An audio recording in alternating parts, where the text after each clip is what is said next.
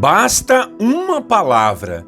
Às vezes, devido ao tamanho e quantidade de problemas que temos, pensamos que seria necessário o mundo todo estremecer para as coisas voltarem ao normal em nossa vida. Muitas vezes, nem acreditamos que algo possa mudar para melhor em nossa vida. Como eu já disse aqui em nossas devocionais, Satanás é mestre para implantar dúvidas em nossos corações. E quando ele percebe a quantidade de problemas que estamos passando, ele logo põe em nosso coração que a solução é impossível. Mas quando conhecemos a palavra de Deus com mais profundidade, vamos perceber que não precisa de muita coisa para Deus resolver nossas lutas e batalhas. Às vezes, basta uma palavra do Senhor. E uma palavra será capaz de remover montanhas, derrubar gigantes, curar enfermidades, abrir portas e trazer soluções jamais pensadas por nós. Então, creia no poder que Deus tem de dar apenas uma palavra e tudo mudar ao seu redor. É sobre isso que nós vamos falar em nossa devocional de hoje. Muito bom dia para você, meu irmão e minha irmã. A paz do Senhor Jesus. Pastor Clodoaldo aqui. Vamos para mais uma devocional da Bíblia, capítulo por capítulo. A devocional de hoje terá o tema do seguinte: basta uma palavra. E o texto bíblico que vamos ler está em Mateus capítulo 8, versículos 5 a 10. Acompanhem comigo a leitura da palavra. Entrando Jesus em Cafarnaum, dirigiu-se a ele um centurião, pedindo-lhe ajuda, e disse: Senhor, meu servo está em casa, paralítico, em terrível sofrimento. Jesus lhe disse: eu irei curá-lo. Respondeu o centurião: Senhor, não mereço receber-te debaixo do meu teto, mas dize apenas uma palavra e o meu servo será curado, pois eu também sou homem, sujeito à autoridade e com soldados sob o meu comando. Digo a um: vá, e ele vai, e a outro: venha, e ele vem. Digo a meu servo: faça isso, e ele faz. Quando Jesus terminou aqui, irmãos, o seu tempo de ensino lá no Sermão do Monte com seus discípulos, ele desceu para Cafarnaum, um pequeno vilarejo onde ele morava com a sua família e seus amigos também. Ao descer do monte, nos diz a palavra que uma numerosa multidão o seguia. E o Senhor Jesus fez diversas curas e libertações de endemoniados nessa caminhada. Ele curou um leproso, depois curou esse servo de um comandante dos soldados romanos, curou também a sogra de Pedro, que estava com febre, e nos diz a Bíblia que uma multidão de pessoas, doentes e endemoniados, chegou até ele e ele curou e libertou a todos. Aqui ainda no capítulo 8, nos mostra que ele enfrentou uma terrível tempestade para ir do outro lado do mar da Galileia, no território de Gadara, para libertar 2 endemoniados que viviam nos sepulcros. E nos versículos que lemos, nos diz que um homem estava com um de seus servos doentes, paralítico em uma cama e muito sofrimento. E esse homem, que era um soldado romano, aliás, um líder de 100 soldados, a Bíblia nos diz que ele era um centurião. Esse homem então foi até Jesus para lhe pedir a cura do seu servo. Foi então que Jesus disse a ele que iria até a sua casa para curar o rapaz. Mas o centurião disse que não precisava, bastava o Senhor Jesus dizer uma palavra de onde ele mesmo estava para que o rapaz pudesse ser curado. Jesus ficou maravilhado com a fé daquele homem. E olha que esse homem era um soldado romano, não tinha fé, nem mesmo era religioso, não conhecia a Bíblia e nem se dava conta direito sobre quem seria o Senhor Deus Todo-Poderoso. Jesus disse que ainda não tinha visto tamanha fé entre os seus filhos. E daí disse ao homem que poderia ir para casa, pois seu criado havia sido curado pelo poder da palavra que Jesus disse a ele. Então podemos aprender muito com esse episódio, irmãos, pois a fé desse homem foi exemplar. Ainda que ele não tivesse uma fé religiosa, com todos os aparatos religiosos, ele tinha fé naquilo que ele estava vendo em Jesus. Ele creu que Jesus tinha poder para transmitir uma cura milagrosa sem nem mesmo precisar impor a mão sobre o doente. E olha que esse doente estava num estado crítico, pois estava paralítico debaixo de muito sofrimento. Esse é o poder da fé, é o poder da palavra de Deus, é o poder de nosso Senhor Jesus, o qual nós devemos crer de todo o coração. Eu não sei quais são os seus problemas, mas sei que Deus só precisa de uma palavra para poder resolver todos eles.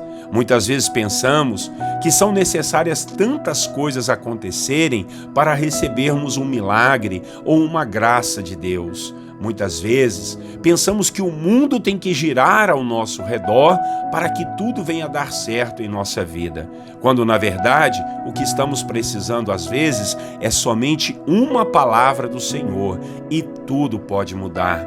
Seja uma montanha a ser transportada, um gigante a ser derrubado, ou um mar a ser aberto, ou até mesmo uma tempestade a ser acalmada, ou quem sabe uma muralha para ser transposta ou destruída.